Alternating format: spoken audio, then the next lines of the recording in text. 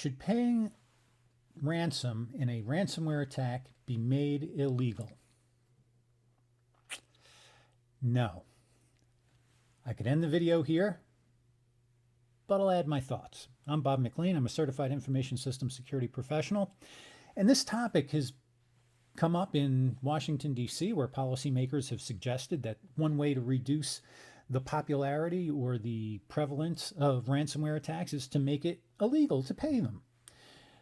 And that's just shooting the messenger, because the criminals are going to try to extract cash from anywhere. And if they, somehow magically you could prevent them from attacking the United States because no one would be able to pay, well, they just go dialing for dollars and put company after company out of business, because they're going to attack. They're going to try. The prospect of people dying in hospitals doesn't matter to the ransomware operator already. So whether or not they attack a company's not allowed to pay the ransom, the company doesn't get their data back, the attackers don't care. And they'll stop maybe when all of the companies in the United States are out of business, which would be the logical endpoint to that line of action and thought. So I'm not a fan of that angle, as you may have surmised. Now, I doing a couple of little bits of research for talking to the camera here. I found a stat that said 37% of businesses in 2021 have already been hit by ransomware. 37%. Imagine those companies not being able to pay the ransom.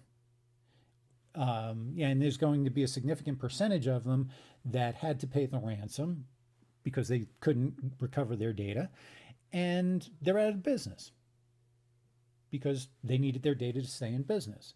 Earlier in 2021, a call center out in the Midwest, I believe, closed their doors. 300 people are out of jobs because the company couldn't recover their data. So, yeah, maybe the government should do something, but the government already is doing something. The government has the National Institute of Standards and Technology. They have frameworks for cybersecurity programs. They have very detailed guidelines for hardening systems on the internet. There is a huge move now for companies that work in the supply chain for the Department of Defense to conform to cybersecurity maturity model certification requirements, the CMMC. And this will be a standard that a lot of companies have to match in their cybersecurity program or in their cybersecurity expenditures and efforts, just to get work for the DoD. So that'll have an impact on cyber resilience in that sector. Now, for the rest, for commercially focused companies, for the rest of all the companies operating, a law is not going to prevent the attack. And the only thing you're going to do by preventing companies from paying when they have to pay because their cybersecurity systems were also compromised, you're only going to penalize the companies. Now, this conversation's been occurring on LinkedIn in cybersecurity circles as well. And I read a couple of opinions. It's like, well, companies will be penalized if they don't spend the money to harden their environments. And that's just absurd, because you can spend millions of dollars, and chief information security officers are, making the case, the risk-based case to the CEO and the boards of directors that spending, X dollars will reduce the risks and the vulnerabilities by Y%. And they're not always getting the money. Maybe they're not presenting the argument, sufficiently risk-based manner, but that argument's already been made, and a lot of companies have delayed expenditures, but a lot have already bolstered, whether it's through a reputable managed security service provider, through an ecosystem of consultants or full-time employees with spending some money on some tools, but it's an iterative process, and improving your cybersecurity posture takes time and money. And even those companies that have hundreds of people in their cybersecurity department, they still get hit. It takes one vulnerability that gets exploited. Think of Colonial Pipeline. It was a machine, it was an account on a machine that hadn't been touched in a couple of years. Should an audit have picked that up?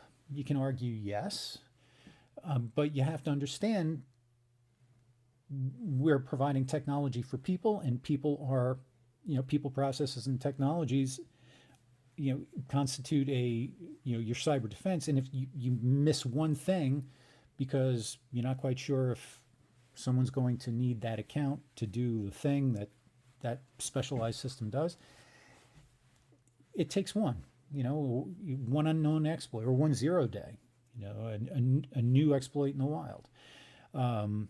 And your millions of dollars in infrastructure and security tools and salaries, it goes out the window with one cyber attack. So if the cyber attack is sophisticated, like they have been getting more and more sophisticated as time goes on, you may have created the perfect defense today. Tomorrow, you have some very well-resourced and intelligent people working to compromise your bubble, and they will, unless you unplug everything, turn out the lights, and shut the data center down. You save some power there, But meanwhile, the cyber criminals are working, and they don't care who they hit, and they don't care the impact they have on their end users. So you can say that you're enabling the criminals, and you are, but what's the technology that enabled them? And it's cryptocurrency, because you don't have to be anywhere near the company you victimize if you're a cyber criminal. And if that is the root cause, what's the alternative to that? Carrying cash in duffel bags. And you can't get very far with $1 million in cash in duffel bags. And I'd like to try to prove that point one day, but for now, let's just say it's difficult. So that's the enabling technology. That you're not going to eliminate cryptocurrency at this point. That's, you probably have a better chance of doing that than you do stopping cyber criminals. Your attacker can be anywhere, and as long as you're connected to the internet, as long as people are still using email, vulnerabilities will arise, and there will be risk associated with operating in a particular environment, and the cybersecurity team has to work to reduce that risk. So should you pay? No one wants to. If it's between getting back in business and not getting back in business, it might be a sound business decision to pay. The FBI even suggests that on one of the NIST websites around SolarWinds. This is a business decision. We don't encourage it, but we recognize it's a business decision. That was on an FBI page earlier in the year. So will you prevent a cyber attack? Not until the companies are gone. Like I said, they don't care. And should somebody be doing something? They are. So what can you do? Well, be more aware, have good backups that are stored offline, and implement a framework-based cybersecurity plan where you just keep in an iterative process, improving your cybersecurity posture, and pay attention, to the details and be thorough. So I hope I made my case. Thanks for listening, and I'll have a few more of these top of my head discussions in the next several days.